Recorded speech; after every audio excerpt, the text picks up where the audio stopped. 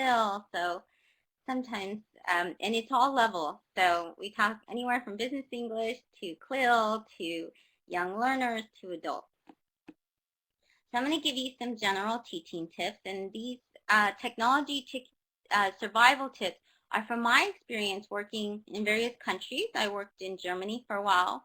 I worked with refugees in Greece for a while in Athens, and then I also worked with various age groups here teaching English in the U.S. So I've had anything from a public school, a school by the government, and also I've had different experiences with language institutes. But each and every one of these different settings, you have to prepare to teach with technology. I had very good training, actually. I was trained to teach with technology in '96. I opened up with many other interns a hands-on science museum. And our goal, the way my trainer taught me, was to make it hands-on and to focus on the student and tie it to real-world learning. And so we had access to various different types of technologies. Now, that's not always the case. I've been in Germany and also in Greece. I always had to bring in my own technology. And even in the U.S., I've had to bring in my own technology. So as we prepare to teach kids with technology, you may have different types of resources. Your school may mandate that you use a different technology like an interactive whiteboard. I know a lot of schools are doing that. Or you may want to use technology with your students because in the future, even now, we use technology in our everyday lives. We use technology for paying bills online sometimes. We use it to search on the internet, to Google things, to see where we want to fix our car or maybe where we want to travel. So we use it every single day. If you go throughout the day and you just think of your entire day, many of us will see that there's technology that surrounds us. It's very important to us. And things like our car are technology tools as well, or riding the public transportation. So technology surrounds us and it's part of our everyday life. So you don't have to be an expert. I wasn't an expert. I grew up without the internet. It wasn't until 1996 that I began to use the internet. So I'm going to give you some helpful tips because I'm a newbie, but our students are not new. Our students are very used to different types of technology surrounding them. It's not that necessarily they're digital natives, because sometimes we use technology better than our students, but they are very much, it's in their head that technology is a way of life. It is what they use, it is what they will use, it is what they will need. So we need to make sure that we get them the tips that are there. So we're going to start off with the tips now. The first tip is discover what tools your students are currently using. So this could be for any age range. You can survey them. You can ask them questions. You can have them interview each other. You can do mind map as a class, and you can write down the various technologies that they use. And it could be anything. It could be anything like a digital camera, or you can send a survey home or a survey online that they fill out. That's what a Google form is. And if you're not currently using Google Docs, I recommend you get a free Google account and that you use Google Docs, because the Google tools are just amazing. There's so much you can do, and it's online, and that means your students, when they get home or when they go to the library or to a place where they can access the internet, that they are able to find all the resources that you have online. And there's so many free cool stuff. I can never keep up. But this is kind of what my technology survey looked like. When I first was using technology, they didn't have Google Forms, so I just did a paper one. I haven't converted it yet. I've just been kind of lazy and kept this one. But these are some of the questions I asked. You can see kind of here, it's very small, but it says, which of the following technologies do you have access to outside the classroom? And then it says, it gives them choices that they're supposed to circle or fill in. computer, high-speed internet access, low speed internet access, CD player, iPod, MP3 player, other. Now, you can tell this is an example from a while back, because now I would ask for what? What other technologies now would I ask them for? Now, this is one of the first surveys I used around 2000.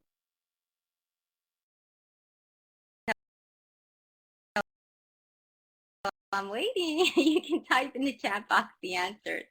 And while you're typing that, number 9, yes, exactly, Bob said a tablet or a laptop, maybe an iPad, maybe maybe they have a smartphone, iPad, iPhone, yeah, exactly, a mobile device. So there's so many different things they may have. Even a game console, some of them might have different types of Game Boys that they play, or different types of things like that. Number 9, so this was about 15, 20 questions. How often do you use the following technological resources? Now, these questions, what can they tell me about the student? Why would they be helpful? Why would I want to know what technology would be used at home? One of the things that I can do is I can figure out what their access is. So yes, what they're familiar with, what I need to train them with. So good point, Bob said, what they're familiar with. Our students, we can't assume that they all know what the technology we use is. So this way we understand what technologies they're used to. I was at a conference in Thailand, and I was one of the speakers, but the other speaker, he went into a rural village, and I believe it was in Korea, and there was no kind of shopping centers or anything around. It was a very small village. And he went to a class of 10 to 11-year-olds, and he asked them, he said, how many of you use Facebook? And all of them except for 2 raised their hand in a class of like 30. So it's good to know these kind of things. They help us to determine what we can put for homework. So, and they also determine where we can get our students together, so that way they can continue to learn English outside the classroom. Because our students are not going to be better at English if they only get to practice in our classroom. They have to use it outside. They have to practice constantly. And the way we can motivate them is by learning what technologies they use and integrate that in our curriculum. We don't have to do it all the time, but we should do it sometimes. It's very important to know what kind of technologies as well. Oh, I guess I missed a slide. But to assess why you're even using the technology. Is it something that you really need to use? And here is a great flowchart that you can download. I have it on the links provided. I'll go ahead and give you that web tool right now. But this is from Sue Lyon Jones, ESOL Courses, and she came up with this fabulous flowchart. And the flowchart basically is a step-by-step guide to assess whether or not you need the technology or not. So the very first is teaching with technology. Will the technology be used to enhance and support learning? Yes. If you can go yes, and then it'll ask you another question. Will it do something that couldn't otherwise be achieved? And continue and continue and continue on. You may need to click off my webcam if you can't hear.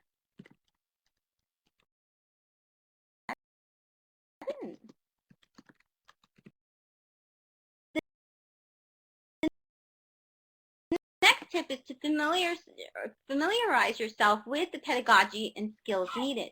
So teaching with technology is a little bit different than what we've learned. It does have some of the understanding and theories that support it. For example, Vygotsky, Piaget, I never say his name right, Banduras, Freire, all of them support the various ways you learn with technology. And there's other kinds of teaching pedagogy and instructional practices that you can use with it, like TPR. You might not think, oh, I can't use TPR with technology, but you can.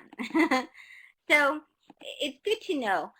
Robin Good has this fantastic article, and in his article he really outlines some great things you need to know to be able to teach with technology. Now, one of these, he goes through a whole entire checklist. And it's really just a fantastic post. I recommend you read it, and it's bookmarked as well inside the link that I provided to you. But one of the things that Robin says, he gives kind of like a mind map, and on his mind map, we'll go over some of the points in the mind map because I know it's a little small on the screen. But the article actually is filled with a bunch of a variety of teaching skills you need to know. So one of them, he talks about first that there's 4 key components that we have seen shifted. And one of them is that it's learner driven, which means that with the technology, there is this shift now for students to use the technology to create things. So no longer is it that lecture format, so we have to get used to that. It's no longer us at the board all the time teaching the students, but with the technology, it's in their hands, so we got to find a way for them to interact with the technology, to be able to use it to do things like create videos, create digital stories, to record their audio, to maybe, instead of you having them interview with, for example, a worksheet, then they can come up with the questions and type it up, and then they can read it to each other and they can record it, and then they can post their voice for other types of understanding, or they can check each other's out, or they can edit it again and again and again.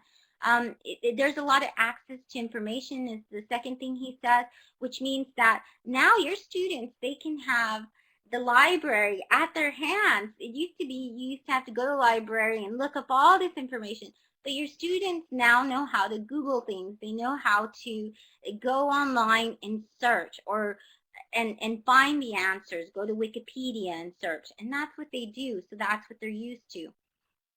So we got to get used to these kind of things as well.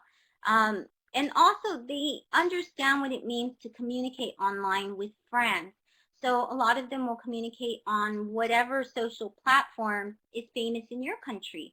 They will use that to speak with their friends, to find out information from their friends, to figure out where the friends are going. And so they're used to this interaction and this type of learning online.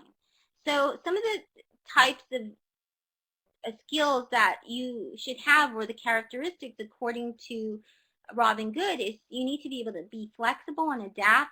You need to be able to communicate effectively with your students.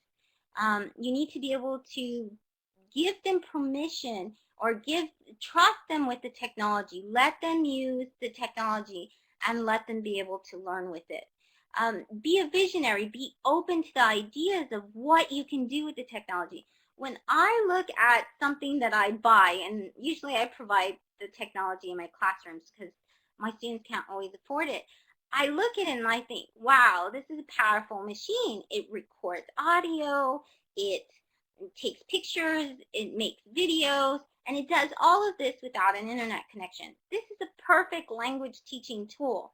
So some of the things I do with it is I think, oh, well, my students, when we're talking in class, then we can record the conversation, and then we'll play it back, and then they can tell me what kind of mistakes that they're making. So there's different types of pedagogy that goes with that Robin talks about. Here's another one, Steve Wheeler. He has this slide share, and it's a great slide presentation. It's visually equipped to show you what you need to understand about teaching technology these days. And one of them is changing your classroom. So he gives great examples of that. Okay, so you're new at teaching with technology. Don't freak out. Don't freak out is one of the best advice that I could give you. The technology is going to fail you. It is. You're going to have that moment when you plan everything perfectly and it's just not going to work. The worst thing you can do is freak out. The worst thing you can do is start apologizing to your students and saying we can't do the lesson, because you're wasting all that time you could be teaching. You could be teaching them something. So what if it doesn't work? Close the technology. We don't have to do it today. Maybe there's a rainstorm. Maybe it just doesn't work. Exactly, like Benicia says, have a plan B. Go to plan B. But ways that you can prevent this from happening. A lot of us forget 30 minutes, an hour, 15 minutes, check the technology.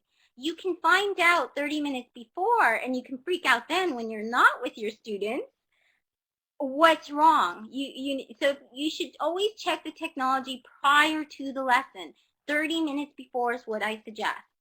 That way you know, oh, the internet's not going to work. So the internet's not going to work, then I'm going to have a plan B. We'll do something else. So definitely check it before. Make sure all the cables are in. Sometimes you can call whoever's an expert, and they can come and they can go ahead and they can help you out with fixing it before your student's there. Okay, so some of the things. What was the problem? Well, here's some kind of troubleshooting issues that you can go through if the technology is not working, that you might have to do. The rule that always works, it always works no matter what, is to shut it down, unplug it, give it about 3, 4, 5 minutes when you shut it down. Don't just restart it. Shut it down completely, unplug it, and reboot. That usually works for me in many, many, many of the cases. And so that could just be what happened is that you need to reboot your computers. Google the problem. You can sometimes Google the problem and you can get a step-by-step. That's helped me a lot before as well. And then ask for help. Now you might say, I don't have anybody to ask for help. I don't have an instructional technologist. I don't have anyone on board that knows anything about computers. They don't even know I'm using computers or anything in the class. I mean, this might be your situation. It's been my situation a few times. So you can actually have your students learn the tools and train others. My students, a lot of them are the ones who taught me how to use different things. They're the ones who taught me how to use Windows Movie Maker, how to make movies, how to use PowerPoint. I didn't know how to do any of this when I started teaching, and they said, you know, we'll teach you, Ms. Sanchez, we'll teach you, we'll show you.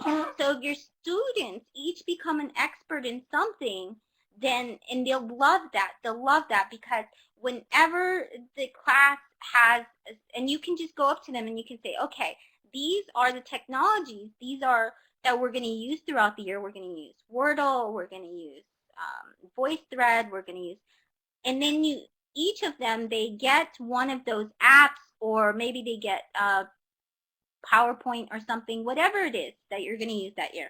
And you say, you're going to become an expert. You get to choose, or maybe you can choose for them. It's up to you. It depends on you, how you want to do that.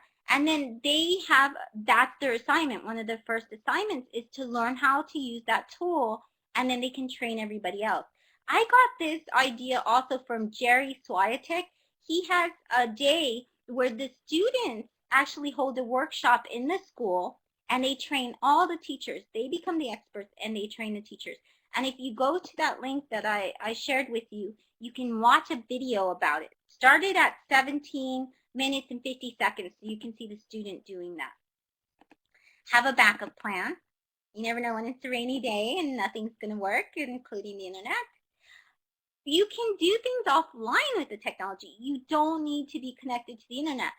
Naomi Shima, she works in Israel and she works with deaf students.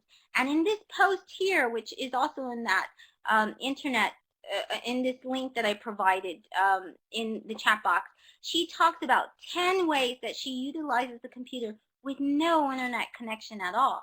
Anything from developing worksheets, from having pictures taken. So she talks about a lot of ideas where you need no internet connection at all. She has those old CDs. A lot of times with the books, we get all these playing CDs and we don't know what to do with them, or we get these cassette tapes and we hear these conversations. Take that out and use the CD player instead and have them listen to the conversation. It's still technology. It's still a great way for them to practice listening.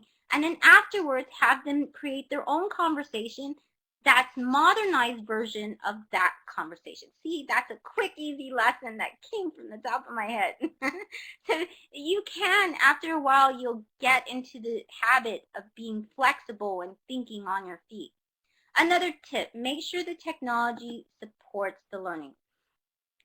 Kelly Tankley has created these Bloom technology these different types of graphics. It's really great. If you go to her blog, and I have a link to that as well within that link I showed you, you can click on it. You can